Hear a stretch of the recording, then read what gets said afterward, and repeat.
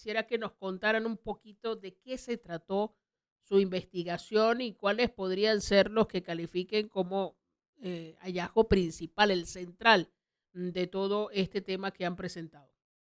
Bueno, nosotros iniciamos esta investigación como con el deseo de contar una historia que no se estaba contando en Venezuela.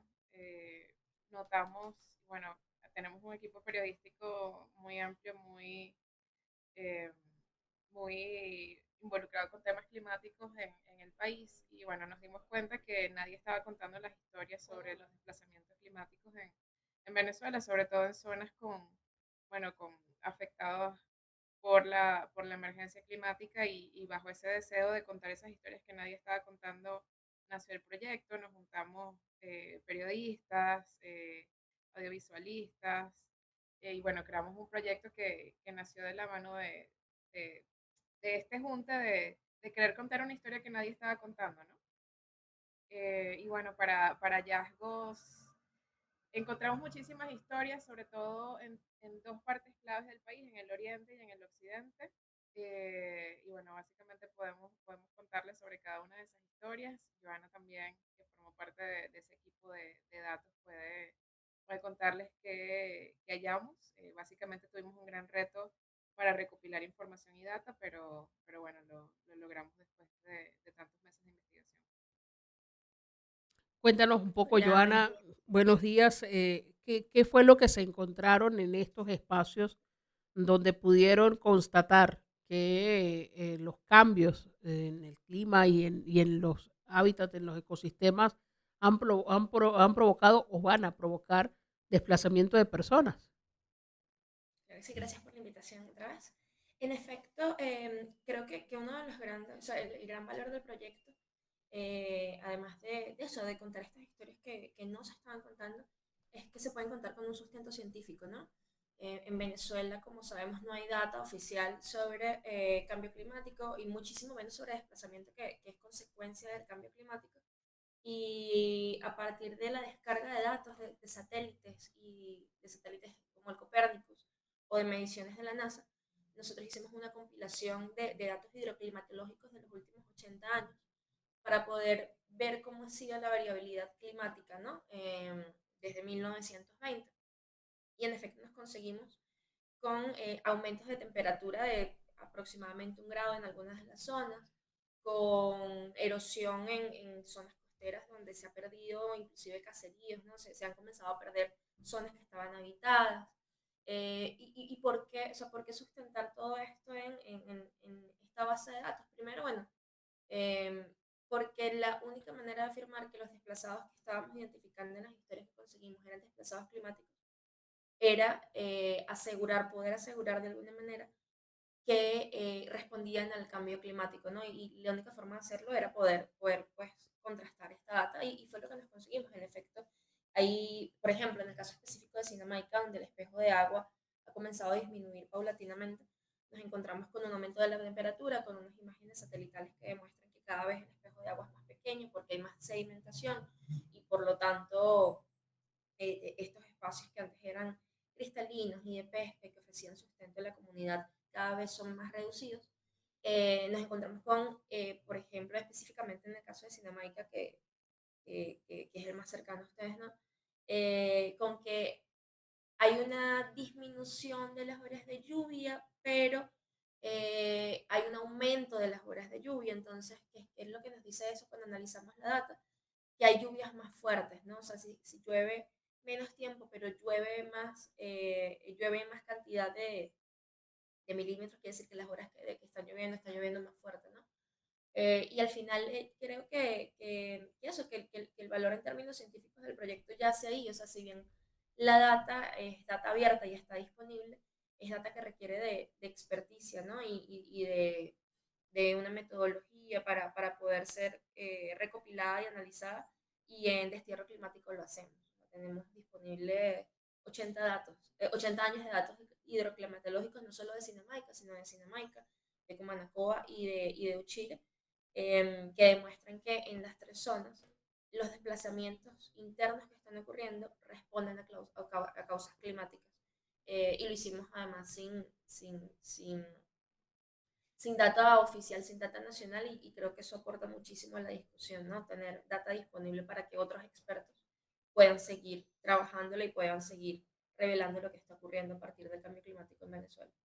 Ahora, en esta investigación que ustedes hicieron, en este trabajo periodístico que da cuenta de cómo va siendo el impacto en nuestro territorio del cambio climático con los datos disponibles, los pocos, los muchos, los que lograron tener, ¿pudieron constatar si hubo aceleración por causa humana o en los últimos tiempos hay algún indicio que diga que ha habido aceleradores? Porque hay expertos que hablan, bueno, el cambio climático es natural, o sea, son ciclos de la Tierra de algún modo porque han ocurrido en otras épocas, solo que el que estamos viviendo actualmente ha sido acelerado enormemente y provocado en gran medida por la acción humana. ¿Ustedes tuvieron la oportunidad de hacer este análisis durante la investigación?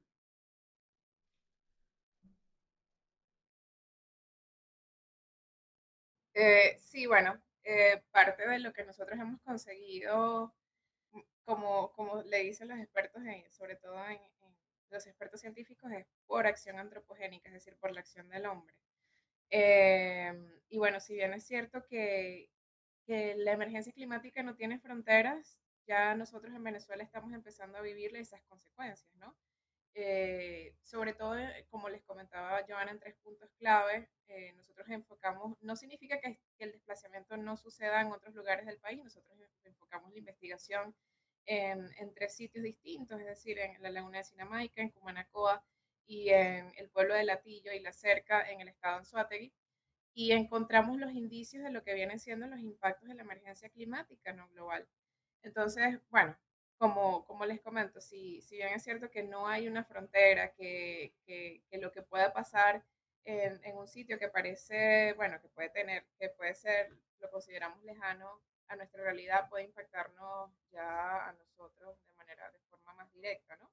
Entonces, sí, los hallazgos son que por causa bueno, de la acción del hombre, muchas personas están dejando sus hogares, sus lugares de origen para moverse a otros sitios porque, bueno, ya la realidad es distinta. Por ejemplo, en el caso de Sinamaica, como comentaba Joana, un pueblo que vive de la pesca, pues ya no puede sustentarse en base a, bueno, a sus actividades primarias, es decir, la pesca, porque ya no, ya la laguna no ofrece la cantidad de recursos y de peces que ofrecía antes, o la gente que vive en el Latillo, la cerca, en el estado de Anzoátegui, tiene que abandonar sus hogares por el aumento del nivel del mar.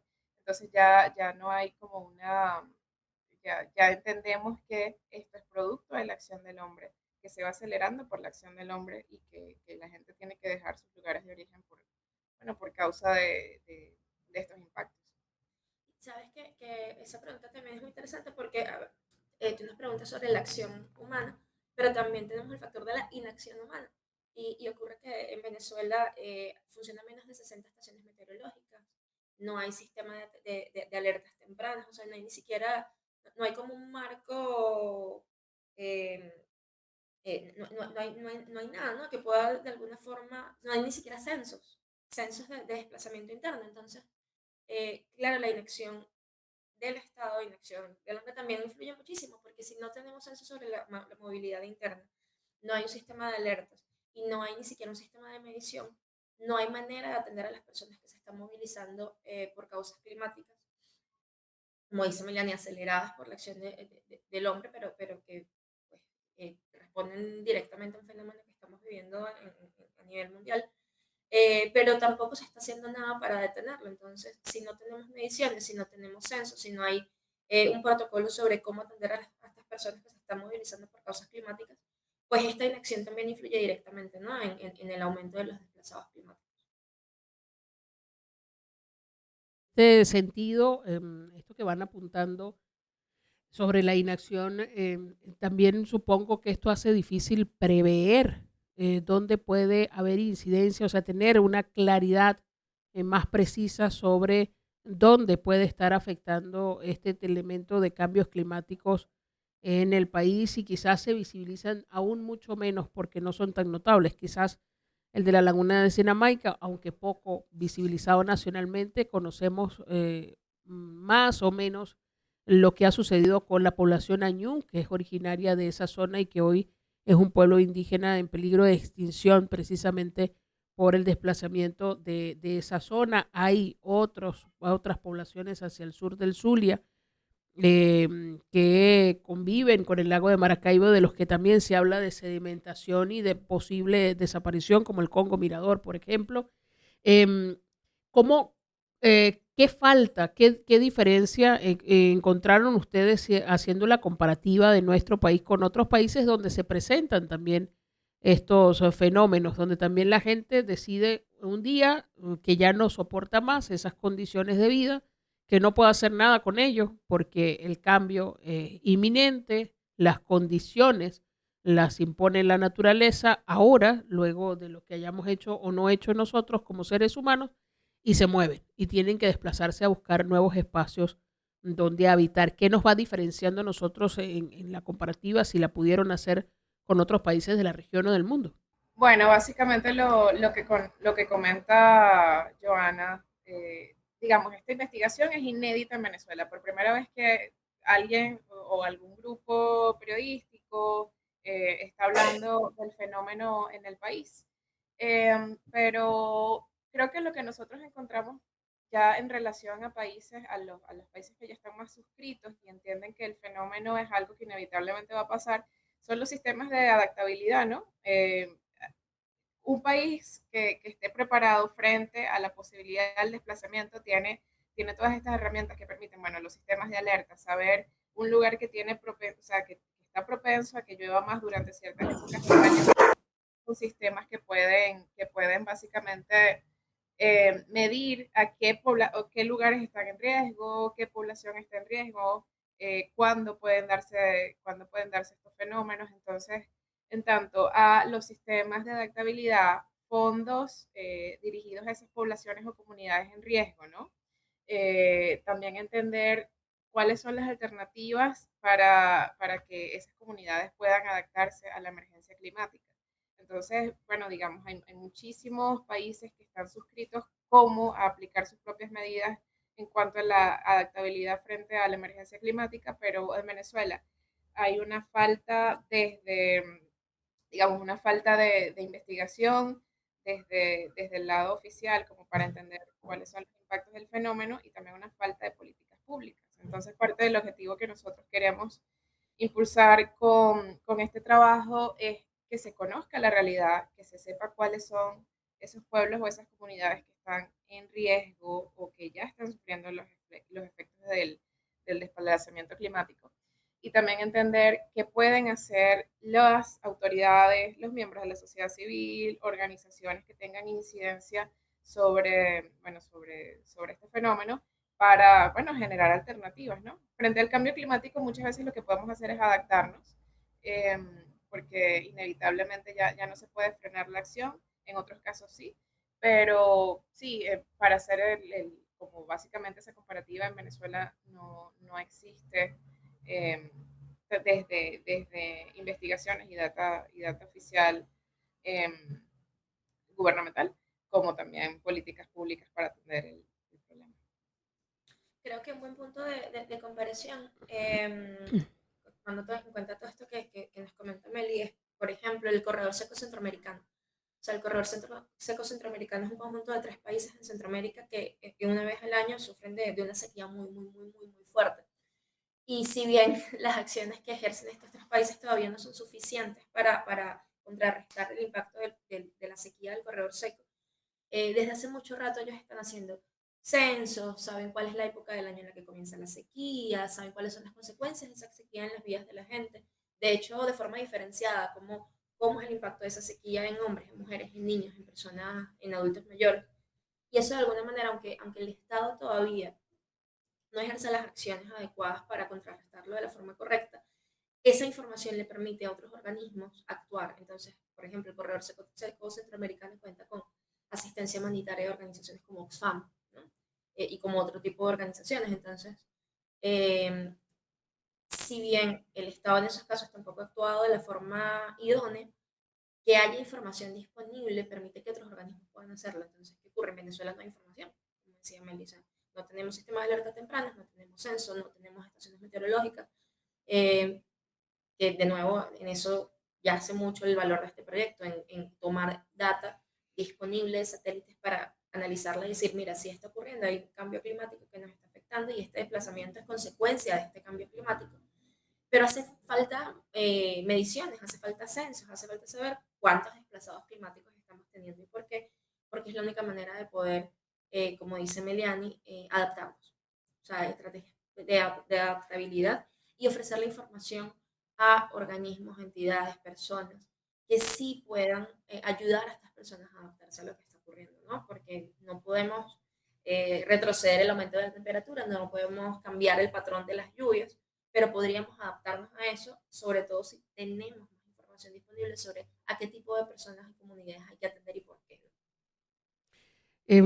Joana, Meliani, si alguna de las personas que nos está viendo o escuchando a esta hora tiene curiosidad o interés y quiere conocer más en detalle, al menos estas historias que ustedes lograron recopilar en el Siramaica, en el Atillo y la Cerca o en Cumanacoa, que evidencian que en Venezuela ya ocurre desplazamiento, migraciones por causas del cambio climático, ¿dónde pueden acceder a la información?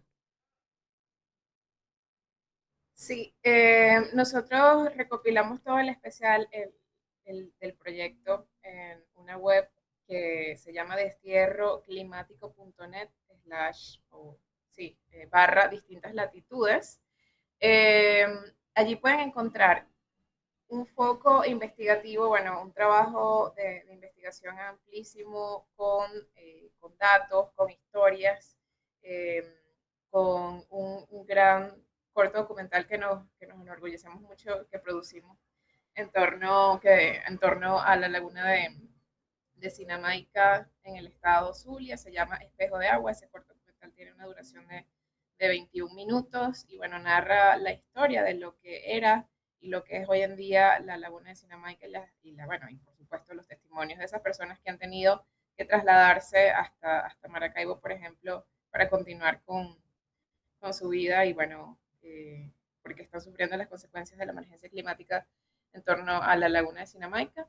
Y bueno, también pueden conseguir las historias de Cumanacoa y de Latillo y la Cerca en el estado de Anzoátegui con imágenes satelitales, con datos que pueden revisar también. Y contamos allí para quienes ya son un poco más especializados y quieren profundizar en el tema, contamos con una base de datos que pueden descargar allí mismo en el site y pueden usar para citar, bueno, en investigaciones, en trabajos, eh, incluso si están también adentrándose en el tema, pueden descargarla gratuitamente sin ningún costo y, bueno, enterarse de lo que está sucediendo en el país. Nosotros queríamos hacer como brindar como un panorama de lo que está pasando con estas tres historias. Esperamos que la conversación pueda seguir dándose en todo el país, que la gente hable de esto, que sepa qué está ocurriendo y que podamos tomar acciones, ¿no? En un futuro cercano. Y tenemos una cuenta de Instagram. Ah, también tenemos una cuenta que se Arroba llama climático, ¿no? exactamente, @destierro climático. Allí nos pueden seguir, allí es muchísimo más para tener información y vamos posteando actualizaciones sobre el trabajo. Pero sí pueden seguirnos en Instagram. Gracias, Joa, ¿Continúan con esta investigación alimentando con datos nuevos o digamos que con el documental se dan por cerradas la recopilación de historias? Bueno, por ahora estamos en fase de promocionar en espacios como este el proyecto. Esperamos poder continuar con las historias, la verdad. Pero bueno, tenemos esta primera fase ya cerrada, pero la idea es que empecemos a promocionar toda la investigación en universidades, en ONGs, en espacios de medios para que la gente se entere y que la conversación ya llegue como a nivel nacional, ¿no? Que es nuestro gran objetivo. Pero sí, nos encantaría seguir contando estas historias, sin duda.